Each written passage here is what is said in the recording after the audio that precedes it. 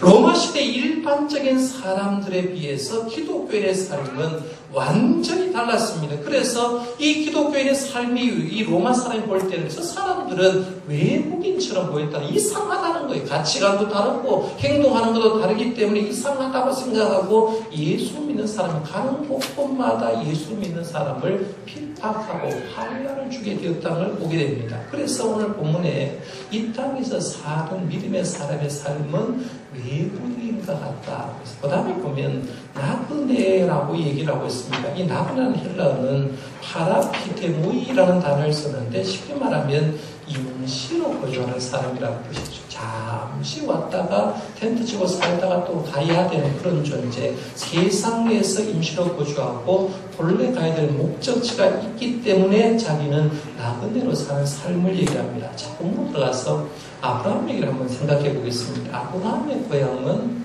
갈대아우르입니다. 그렇죠? 갈대아우르에서 하나님의 부름 받았습니다.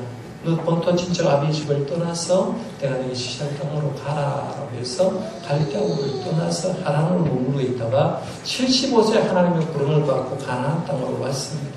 하나님께 부름을 받는 순간 자신의 정체성이 분명히 인식되었습니다. 나는 누구냐? 하나님의 사람이다. 나는 어디로 가는가? 나는 하나님이 지시한 땅으로 가야 되는 사람이다. 그리고 거기에 머물러 살다가 주님 오라고 하면 주님께 가야 될 존재라는 것을 알게 됩니다. 결국에는 하나님의 명령 따라서 가나안 땅으로 왔습니다. 하나님은 아브라함에게 가나안 땅을 준다고 약속했고 너희 자손이 하늘의 별처럼 바닷가의 모래처럼 많게 해주신다고 약속을 했는데 막상 아브라함이 살아있을 때는 그것이 성취가 되지 않았습니다. 가나안 땅을 다 준다고 얘기를 했는데 성경 말씀에 보면 아브라함의 명의로 된 가나안 땅은요, 자기 부인 사라가 세상을 떠났을 때 사라를 안정하기 위해서 묘지로 쓰려고 했던 막벨라 굴이 있던 에브론의 밭이 전부였습니다. 에브론의 밭은 은 400세겔로 구입했는데 요즘 학자들은 그 평수로 계산해 보면 아브라함이 샀던 에브론의 땅은 약 200평밖에 안 됐을 거다.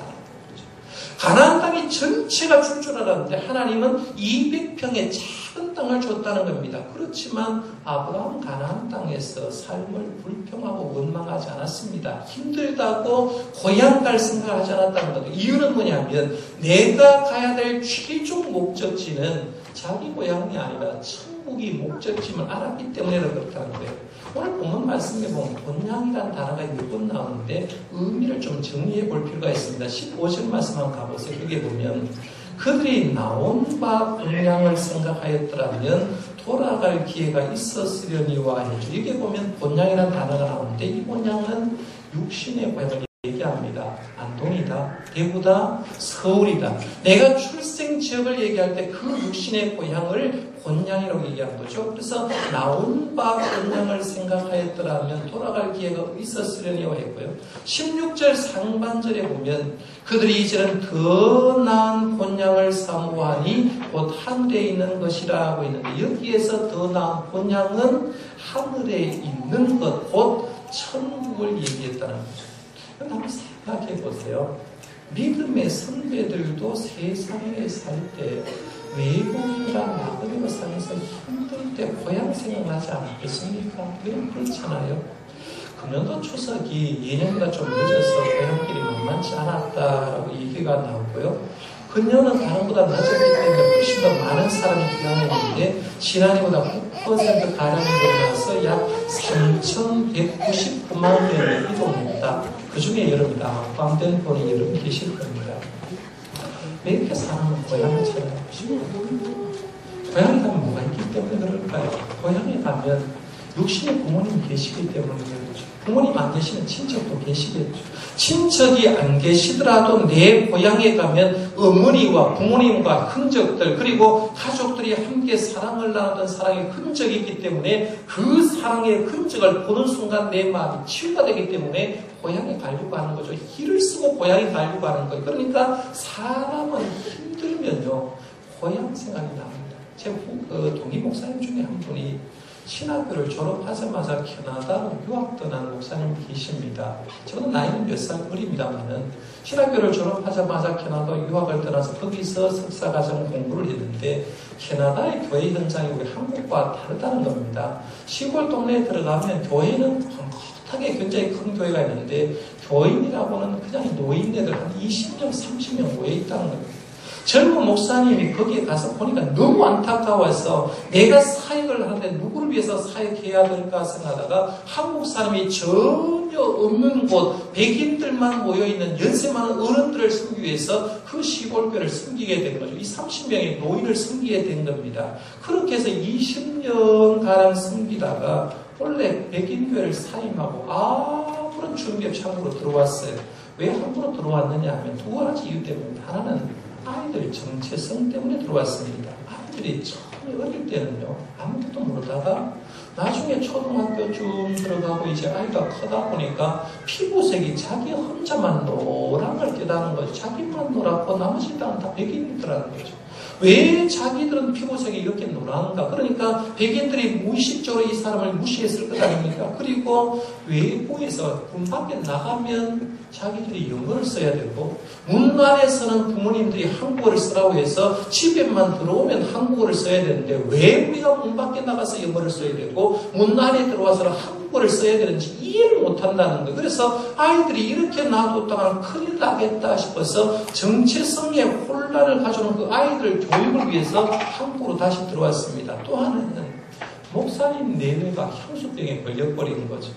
캐나다로 갈 때는 젊었기 때문에 어디에 가든지 주님의 일을 하면 되겠다고 생각해서 갔는데 막상 살아보니까 만만치 않더라는 거죠. 나이가 40대 후반쯤 접어들자 한국이 그리워지는데 이거는요 한국에 사는 사람 잘 몰라요. 우리가 사는 사람은 좀 모르는데 외국에 살아본 분들, 외국에서 10년 살고 20년 살아보고 연세가 들어본 분들은 외국이 아무리 좋다고 해도 미국이 아무리 좋다고 해도 캐나다가 아무리 좋다고 해도 제일 좋은 건 내 고향이라는 거죠. 그래서 그때 향수병이 들어서 향수병 때문에 거기가 도저히 살 수 없더라는 거예요. 그래서 이 목사님이 한국에 사역지도 없는데 그대로 보따리 싸워가지고 아이들과 함께 왔어요. 아직도 사역지 못 찾고 있는 가운데 있습니다.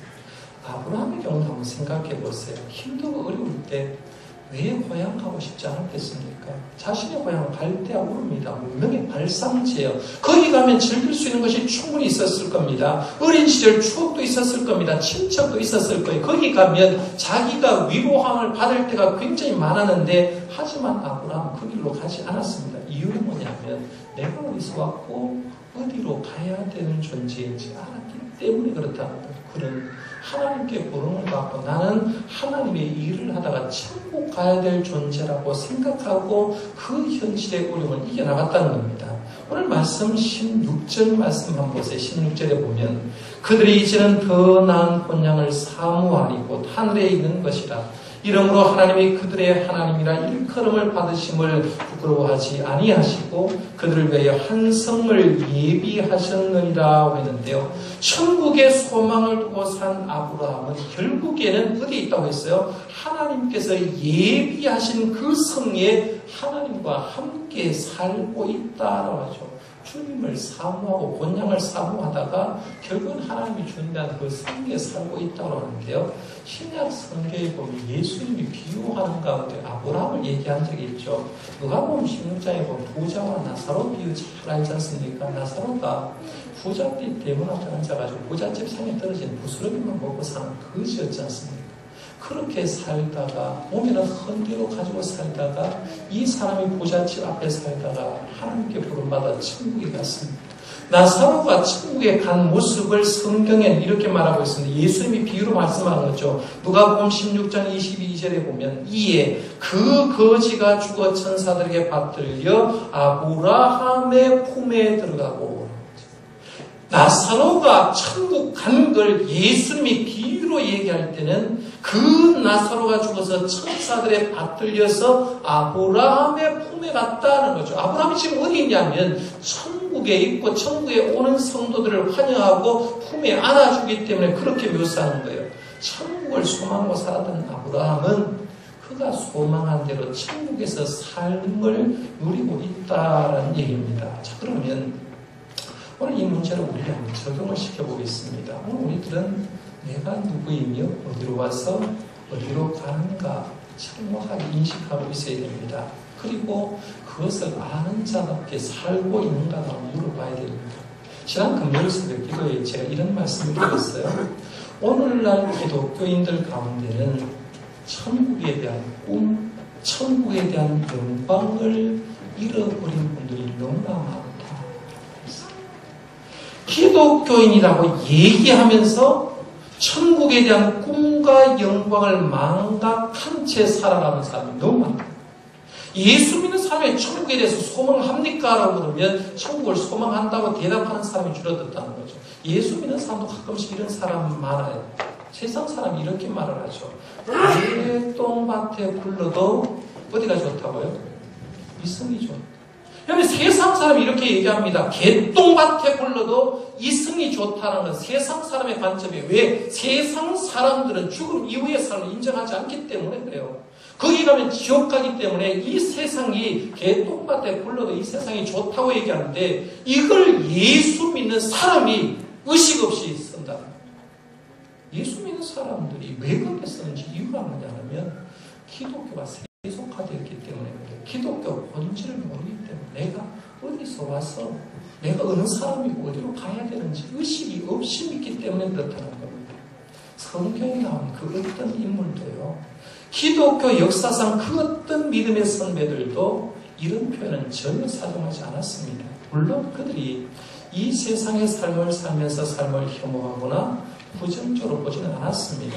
그렇지만 그들은 이 세상의 삶은 나그네다 라고 또 그런 얘기하지 않았습니까? 나그네 세월 힘들게 험악한 세월을 살았습니다 라고 했죠.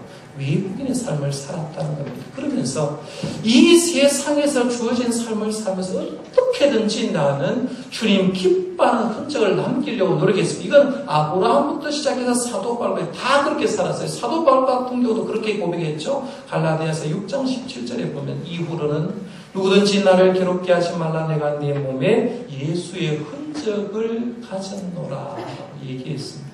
그리고 믿음의 선배들은 흔적을 가지고 노력함과 동시에 육신의 고향보다는 더 나은 고향 천국을 소망하면서 살았습니다. 한국신학대학교 총장을 지냈고 우리나라의 구약신학의 권위자인 김정준 목사님을 아시는지 모르겠습니다만은 이 김정준 목사님 1914년 초에 태어나서 1981년 천국으로 부름받은 목사님입니다. 한국의 신학계의 대부라고 볼 수 있는데요. 이분 가까운 친구 목사님 두 분에게 항상 이런 얘기를 했다고 합니다. 내가 죽는 날 찬송을 불러주는데 저 좋은 낙은 이르니라는 찬송가 우리 찬송 지금 245장을 불러달라. 찾지 마세요. 다 인터넷 띄울 겁니다. 찬송가 245장 저 좋은 낙은 이르니 이걸 불러달라. 내 죽는 날. 또한 내가 죽는 날 요한계시록 20장을 끝까지 읽어달라라고 했어요. 그리고 내가 죽고 나서 묘비를 쓸 때는 딱 이 말만 써달라. 그 묘비명은 이렇습니다. 임마누엘 하나님이 우리와 함께 계시다라는 말만 써요. 김정록 목사님은 임종의 날을 기다리면서 내가 죽는 날이라는 시를 남겨두었어요. 굉장히 좋은 시입니다. 제가 시를 추석 선물로 낭송을 한번 해드릴게요. 잘 들어보세요. 내가 죽는 날 김정준 목사. 내가 죽는 날은 비가 와도 좋다. 그것은 내 죽음을 상징하는 슬픈 눈물이 아니라 예수님의 보혈로 내 죄의 씻음을 받은 감격의 눈물인 까닭이다. 내가 죽는 날은 바람이 불어도 좋다.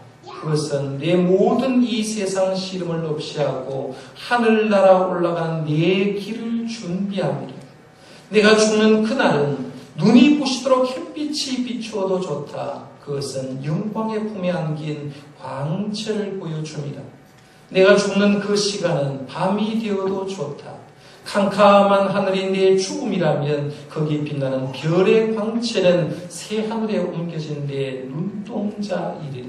오, 내가 죽는 날 나를 완전히 주님의 것으로 부르시는 날, 나는 이 날이 오기를 기다리노라. 다만 주님의 뜻이면 이 순간에도 닥쳐오기를, 번개와 같이 닥쳐와 번개와 함께 사라지기를, 그 다음은 내게 묻지 말아다오. 내가 옮겨진 그 나라에서만 내 소식을 알 수 있을 터이니, 내 얼굴을 볼 수 있을 터이니라는 시입니다. 굉장히 좋은 시입니다. 믿음 있는 사람은요, 내가 누군가를 체화하게 하겠습니다. 내가 어디서 왔는가, 어디로 가는가 체화하게 하겠습니다. 히브리서 11장에 나오는 믿음의 사람들을 언급하면서 그들은 자기가 누군가, 나는 하나님의 사람이다, 그것이 믿음에서 바라게 하고, 우리 성도님들도 이 세상 살아가면서 나에 대한 정의가 많지만 내가 하나님의 사람인 줄 믿으시기 바랍니다. 이거 흔들리시면 안 됩니다. 나는 하나님의 사람입니다. 나는 어디서 왔느냐고 물었을 때 나는 하나님께서 이 땅에 보내주셔서 왔다. 이 땅에 어쩔 수 없어 태어난 것이 아니라 하나님이 나를 이 땅에 보내주어서 온 존재다. 답을 할 수 있어야 돼요. 그리고 나는 어디로 가야 되는 존재냐고 물을 때 나는 이 세상 외국인과 나그네처럼 살다가 나도 아브라함처럼, 이삭처럼, 야곱처럼, 요셉처럼, 사도 바울처럼, 베드로처럼 천국에 가야 될 존재다라고 생각하고 사시기를 바랍니다. 그러면요, 육신의 고향 생각하는 시점에 우리는 좀 더 넓은 하나님 계신 본향을 생각하는 겁니다. 그러면 우리의 신앙을 다시 한번 점검해 볼 수가 있는데, 아브라함과 믿음의 선진들처럼, 김정준 목사님처럼 이 세상에서 본향처럼 나를 인식하고 천국을 소망하면서 늘 주님 때문에 행복하게 살아갈 수 있는 저와 여러분들 되시기를 바랍니다. 기도하겠습니다. 하나님 아버지, 은혜를 감사합니다. 민족의 고유명절, 추석 명절을 허락해 주셔서 우리가 흩어졌던 교우들, 또 가족들이 이렇게 한자리에 모여서 예배할 수 있음에 감사합니다.